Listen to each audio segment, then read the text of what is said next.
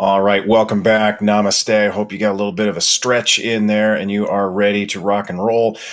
We've got some microservices, we've got some images, we got some Kubernetes. Now, how do we get it all packaged together? Well, we're going to find out in the next half hour or so. I am delighted that we have Ian and Nitasha here to help us work our way through this CI/CD pipeline with a little bit of Carvel, which always makes me think of Captain Marvel. I don't know why. Maybe I'm just in that sort of mind space right now. But without further ado, Ian, Nitasha, take it away. Hello, I'm Ian Zink, a staff software engineer with VMware. Been doing some microservices and been out in the field, helping customers kind of transform their organizations with Pivotal and VMware. And most recently been on Customer Zero team doing some architecture and strategic customer interactions. So that's kind of what I've been up to. And Nitasha? Hey everyone, I'm Nitasha. I'm a solutions engineer at VMware. I come with a deep dev experience. So I've been there, done that, and progressed into doing more app transformations in the app modernization space. So I know all your dev pains and I have empathy for all of those. And we will be talking about one of these in our talk today. So let's just get right into it. And before we get into any of this, a standard disclaimer, we'd be talking about some stuff that could change at any time, and you can read it later if you want, but I'm going to skip it for now. So let's talk about our agenda. So at first, we'll be talking about what the problem space is. Moving on from there, talk about a typical application lifecycle in a Kubernetes environment. Then try to introduce Carvel a little bit, speak about a use case, look at some demo on how we address the use case, and in the end, top it up with the summary. So what is the problem? Have you ever tried to move your applications, that monolith that you split into microservices, which was one app, few configurations, into like 10 containers and 30 resource definitions that you ended up with? Have you tried to move them from one data center to the other, from your data center to the edge, or as an ISV, even just try to get this application into the hands of your customers in a secure, consistent, and unified distribution within the premises of your existing framework? So if that did not give away, so this is the area we're going to be talking about. How do you efficiently package and distribute your applications now that everything is a microservice, but you still want them to work together?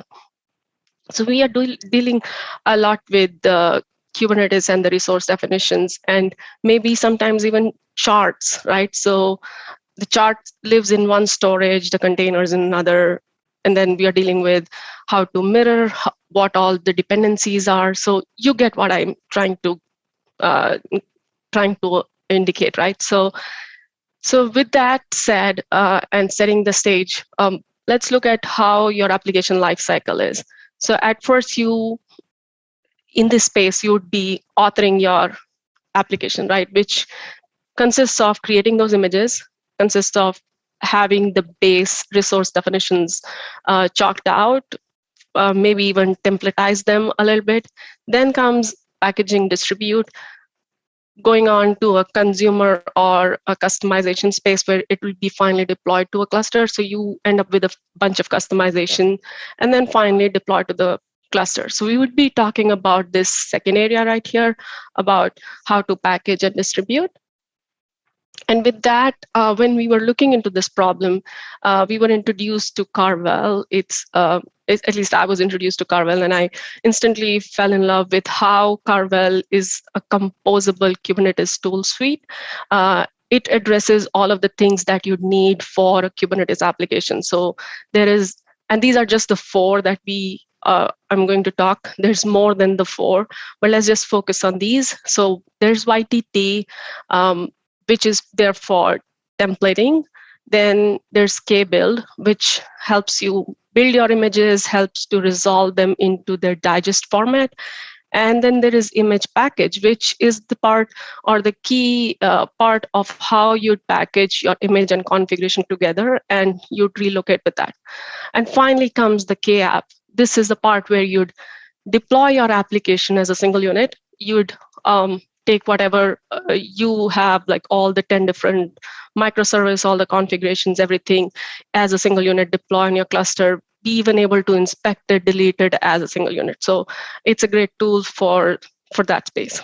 So moving on, I'll hand over to Ian from this point, and he talk through the use case that we are trying to address here. Ian. Thanks, Nitasha. Yeah, so the use case we're trying to align here is one of an independent software vendor that has a bunch of bits, and they want to produce those bits on a regular schedule, right? And or in a tested scenario, right? So they want to have a bundle, a manifest of the exact container images, that they want to ship. So we're going to create a bundle that contains Kubernetes objects and ship that to a consumer, and then that consumer can ship that bundle off into, pull that bundle into their local repository for one thing, and then push it down to either edge sites or directly to Kubernetes clusters.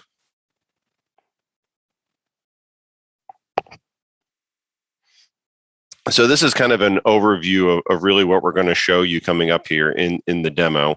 We have two sides, one being the independent software, one being the software consumer side. The independent software vendor, we're going to simulate, making a git change to the Kubernetes objects, although it could just as easily be triggered by a git commit to a software version that, would kind of kick all this off and create the version bump. But that's going to trigger a pipeline. It's going to do a bundle push into the ISV repository, which would be like available on the general internet, or, it could be secured, but, in general, the way ISVs are kind of delivering things is, it's generally available or through a particular registry.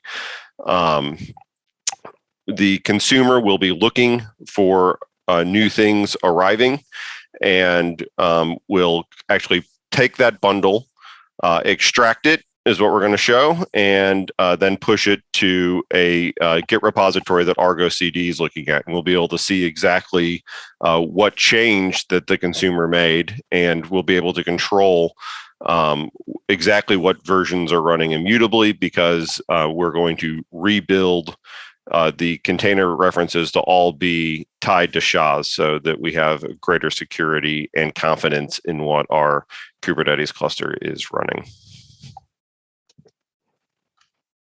Thank you, Ian. And now is demo time. So we'll show you a bunch of things. First, we'll start with, we'll go backwards. Here's this application that the consumer has deployed. It's running in their cluster, and it's all automated. So we'll just try to see how we went from a scenario where we'd be struggling with all these resource definitions and images separately, to a completely automated pipeline where change at the ISV happens, and it just goes all the way into the consumer staging environment. So this is the consumer staging environment, which is where the sample book info app is running. It has dependencies on the details microservice. There's a reviews microservice and a ratings microservice. So what I did while Ian was talking was I changed a version here for the details microservice from 1.16.2 to 1.16.3, which has effectively triggered a build pipeline just as we were talking. And this build number 16 is what just got triggered. And it pushed a new bundle out. So this, when we say bundle, and we look at what that bundle really is as we progress along. But this got pushed, and on the consumer side, the bundle got picked up, and which is right about now, it just got picked up, and the changes have been pushed into this location 1 minute ago. And like Ian was alluding to, so we are not going to be referencing any of these images as their image tags. We are going to be referencing them with their digest, so that we know we are not going to run stuff in our consumers environment which we do not intend to. So we have tied everything to SHA digest to avoid any errors, and that's what's already in this environment to which our Go CD is is plugged in. And I think if you didn't catch it, it just went out of sync, and it shows us clearly that this details microservice has been updated. It's the change is on the image that's being referenced right here. And the image has been relocated from the original location to this customer zero location. So all of the dependencies that were there in the book info have been brought in, pulled in into this private registry in which we are hooked in. So moving on from like all this magic that happened, we were able to solve the problem of bringing stuff over into our consumer's hand. I can just go ahead and sync this up while it does it. We can start looking into what really happened. What was the commands? What peeling the onion a little bit here. So let's get into the UI. So if you can see, I have two shells open. This is my side. I am the ISV, playing the role of the ISV. Here's Ian's shell. I'm logged into his shell through teammate, and he's the consumer. So we'll show you the series of steps that were in that pipeline that made all of this happen. So we'll start, and I'm just going to copy a few commands here. We'll start with cloning my repo.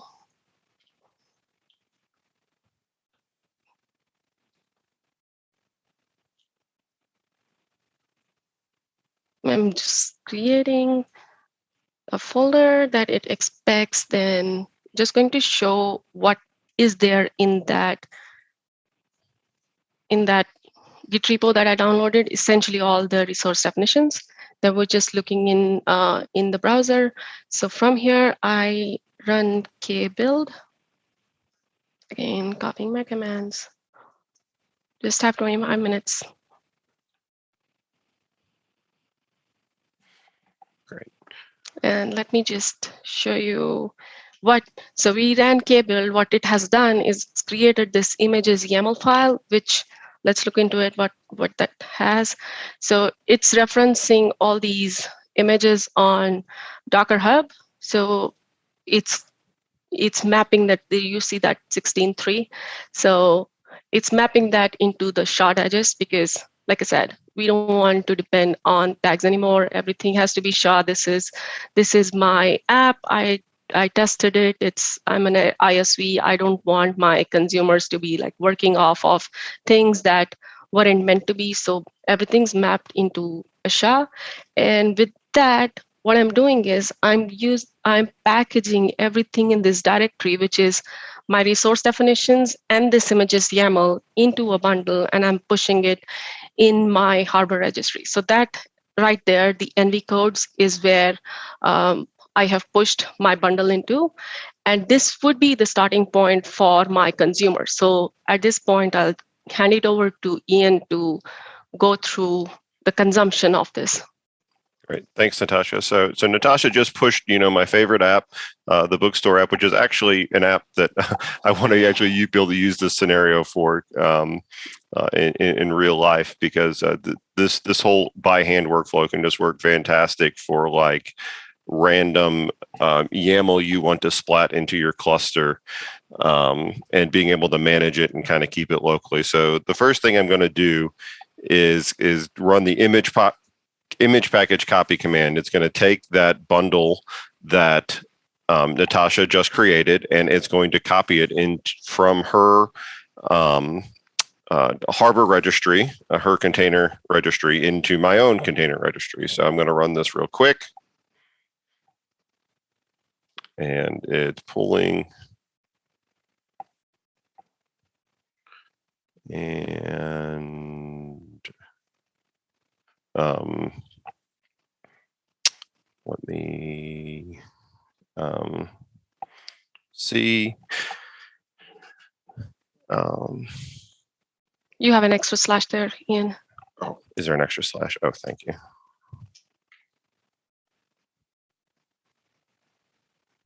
Nope, that.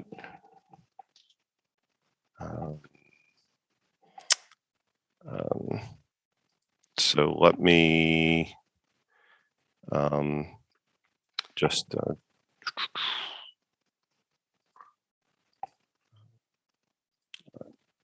let me just do a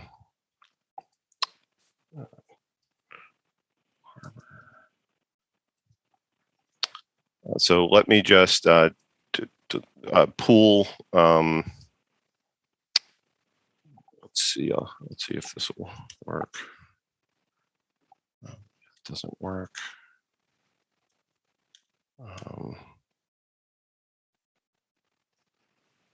Let's try that again. Unexpected 400. This.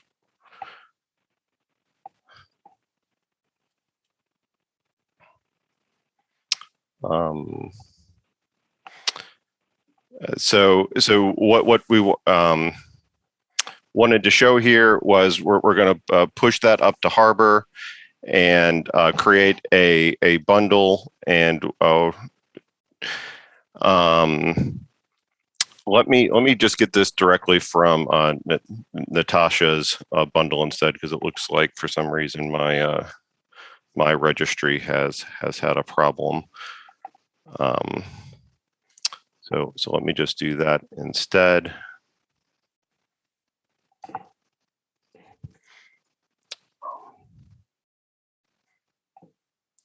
Oh, sorry, just image. Control-B, and we'll go ahead and just pull it directly from there instead. No, -O, just the -O. Thank you. Okay, cool. So now I've gotten the bundle, and I'll go into my bundle, and I can view what's there, and I can view my image package file, and I'll see references in there. And what I would hope to see here is that my images have been, rewritten. And but when I push this, there's some other things I want to show. So now that I've moved it over, I want to do some customizations to make sure this can work against my registry. So I want to do like a customize a init. And I want to add some resource YAMLs to this. And I want to actually add a patch to my customization. And we'll add this in, a patch that says put your image secrets into this, so that all of our deployments, all of our service accounts will have an image pool secret, so that it can actually talk to my Harbor. And the next thing I want to do is actually deploy this out to my cluster. So I'll do a KApp. I'm going to use the KApp utility, which kind of pulls everything together. And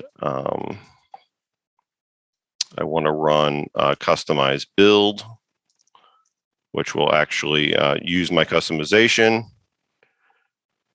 and do a K build. And I want to use that lock file of the images that I resolved and pipe that in.